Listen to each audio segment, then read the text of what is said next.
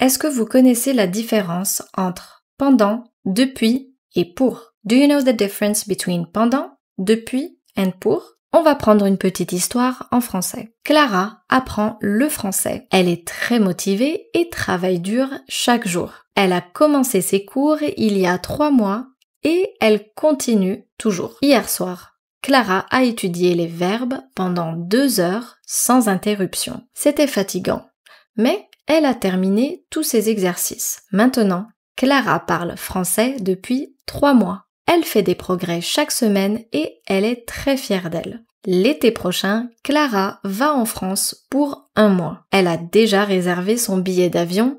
Elle a vraiment hâte.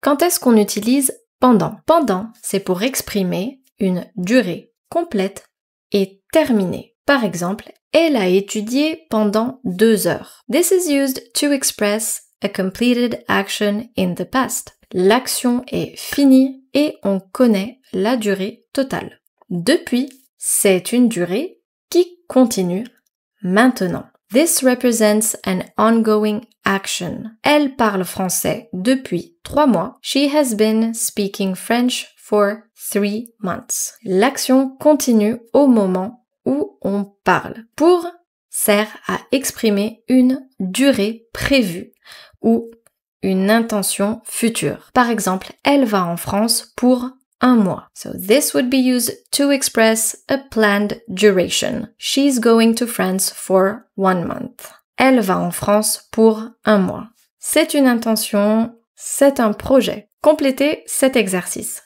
J'habite à Paris, 2015. Est-ce qu'on utilise pendant, depuis ou pour? La bonne réponse, c'est j'habite à Paris depuis 2015.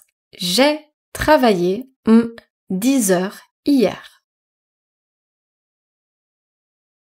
Ici, on va utiliser pendant. J'ai travaillé pendant 10 heures hier. Et enfin, je vais à Londres le week-end. Je vais à Londres pour le week-end. C'est un projet.